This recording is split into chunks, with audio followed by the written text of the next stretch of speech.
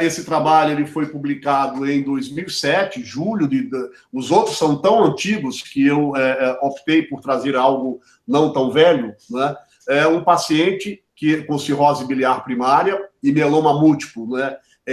IgG, como a maioria dos pacientes com mieloma múltiplo são do tipo IgG, e que responderam bem, ambos responderam bem ao protocolo com vincristina, adriamicina e dexametasona. Vejam que a paciente doutor Eduardo, ela fez uso de um protocolo mais moderno que inclui, né, o bortezomib, que é o inibidor de proteossoma, né, e inclui, né, uma droga nova da família da talidomida. Esse paciente foi tratado com o protocolo mais antigo, vincristina, adriamicina e dexametasona, né, e ambas as doenças responderam bem, né.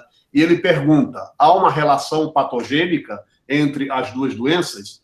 E aí, no corpo do trabalho, né, ele faz um levantamento na literatura de casos de mieloma múltiplo versus CBP.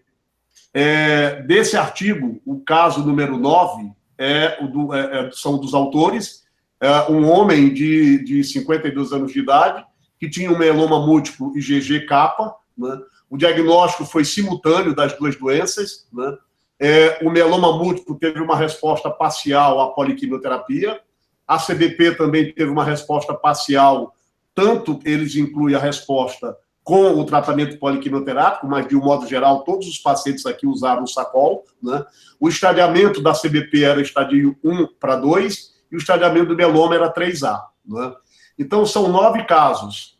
Se a gente olhar para esses 9 casos, né, todos eles, né, aqui definido, a média etária, ou seja, a idade mediana desses pacientes era algo em torno de 66 anos, né, o que corresponde à média, à idade mediana na maioria dos pacientes com CBP e ou mieloma múltiplo, são doenças de idosos. Né, mas o que chama atenção aqui é a frequência de homens. Né, o CBP é uma doença predominantemente de mulheres, e aqui a gente encontra 1, 2, 3, 4 homens, né, com CBP e mieloma múltiplo. Né.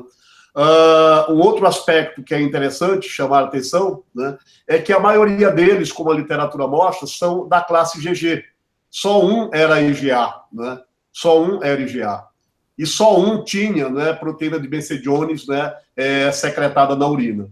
Então, vejam aqui, né, são 9 casos clínicos aqui documentados. Chama a atenção, né, a relação homem e mulher. Chama a atenção aqui a concomitância do diagnóstico, né? O primeiro caso, o diagnóstico foi simultâneo, o segundo caso, idem, né? No terceiro caso, o paciente tinha mieloma múltiplo e só posteriormente abriu um quadro de CBP, então todos eram simultâneos, eram concomitantes. 89% desses pacientes abriram o diagnóstico simultaneamente, CBP/mieloma múltiplo. Né? Em relação ao tratamento, a gente observa aqui que um paciente recusou o tratamento, né? Acho que só um, sim, recusou o tratamento, e todos tiveram, quase todos tiveram resposta parcial ao tratamento de ambas as doenças. Se a gente olhar para a descrição, aí eu fui buscar individualmente a descrição desse paciente 9 e todas as outras descrições em casos relatados. Todos eram AMA positivo. Todos tinham antimitocôndria positivo, né? Ou seja, com títulos iguais ou superior a 1/320. Então, diferente do caso que o doutor Eduardo aqui apresentou, né, que era alto anticorpo negativo, aqui nós tínhamos todos os pacientes com AMA positivo. Aqui para mostrar, né, a evolução desse paciente 5, né, esse paciente que está ali na lista do 9º paciente, com o esquema de melphalan, altas doses de metilprednisolona e depois protocolo com talidomida e dexametasona, para a gente olhar a resposta das aminotransferases. Né? E esses pacientes todos foram biopsiados também. E a biópsia mostrou padrão histológico tipicamente de CBP. E na vigência do tratamento poliquimioterápico, houve, né, uma resposta sensível das enzimas canaliculares ao tratamento. Aqui para mostrar o pico de proteína M do mieloma múltiplo, que também respondeu, né, de forma adequada com o tratamento com metilprednisolona, melphalan, e posteriormente dexametasona com talidomida. E nós estamos falando de protocolos antigos, né? E não do protocolo mais moderno que o doutor Eduardo apresentou ainda há pouco. Então, para mostrar, né, que esses pacientes, né, são, obviamente, né, documentados, né, aleatoriamente aí, casos relatados na literatura, e que algumas considerações devem ser levadas aqui em relação a esse contexto. O aumento da incidência de doenças linfoproliferativas malignas são observadas em doenças autoimunes e também foram relatadas em alguns estudos com CBP. Se a gente olhar a população de pacientes com doenças reumatológicas autoimunes, quando a gente olha, por exemplo, para pacientes com Sjögren, o risco relativo que um paciente com Sjögren tem de fazer linfoma não Hodgkin é 43 vezes maior do que a população geral. Quando a gente olha para pacientes com artrite reumatoide e adoecimento crônico pela artrite reumatoide, né, eles têm maior incidência de mieloma múltiplo, maior incidência de leucemias e de linfomas, né? E a gente vê, inclusive na própria hepatite autoimune, né, e agora, é claro, relacionado com o uso como esqueci o nome do remédio, como é que é?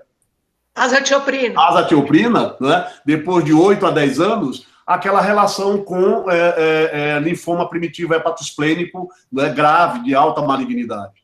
Então, as doenças autoimunes, se a gente pegar como referência as doenças autoimunes da reumatologia, elas são, efetivamente, né, são pacientes de risco maior para fazer doenças linfoproliferativas no seu desfecho ao longo da evolução.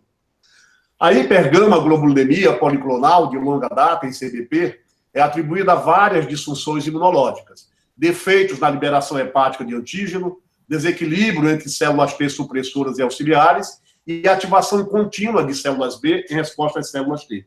Na verdade, para resumir isso aqui, né, o que há de comum, né, nesses pacientes com doenças autoimunes é supressão, uma diminuição da atividade de células T supressoras, deixando aí, né, em liberdade as células B, né, ou algumas subpopulações de células B, ou todas as células B com hiperproliferação, né? E a partir daí, clones podem se desenvolver e malignidades podem se fazer presentes.